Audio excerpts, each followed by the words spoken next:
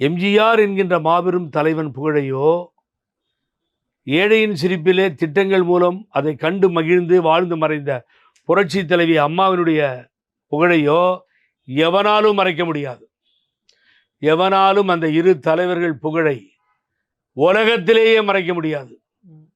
மாற்றான் வீட்டு தோட்டத்து மல்லிகைக்கும் மனம் இருக்கும் என்று எங்கள் பேரறிஞர் பெருந்தகை அண்ணா சொன்னது போல, எதிரிகளுக்கும் அவர்தான் அம்மா, எதிரிகளுக்கும் என் தலைவன் தான் குருநாதன் தலைவன், புரட்சி தலைவர் எம்ஜிஆர் அம்மா. ஆகவே இருட்டடி பண்றதுலாம் இங்க நடக்காது. அந்த புகழை மறைக்க நினைக்கிற எடப்பாடிக்கு எதிராக ஏன் அதிமுக தொண்டர்கள் போர்க்கொடி தூக்க மாட்டேங்கிறாங்க? என்ன தொண்டர்கள் போர்க்கொடி எந்த தொண்டர்களை பாத்தீங்க நீங்க? இல்ல, எடப்பாடிக்கு யாரும் எதிர்ப்பு தெரிவிக்கல. இன்னுமே எடப்பாடி தான் தலைவரா ஏத்துக்கிட்டு அதிமுக யாரு இல்ல அதிமுக தொண்டர்கள். எந்த தொண்டர்களை நீங்க பாத்தீங்க இப்போ எம்ஜிஆர் டிவில இருந்து? சார், கடந்த நாடாளுமன்ற தேர்தலில் 20% வாக்கு வந்து எடப்பாடி. ஆமா, எத்தனை தொகுதியில ஜெயிச்சாரு? ஜெயிக்கலானா ஒரு 20% வந்துருச்சா? எவ்வளவு சதவீதம் முதல்ல இருந்துச்சு? எவ்வளவு இருந்தது கார்த்தி?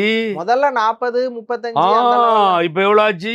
இப்ப 20க்கு வந்திருக்கு. 40 சீட்டு என்னாச்சு? அது அம்போன்னு போச்சு.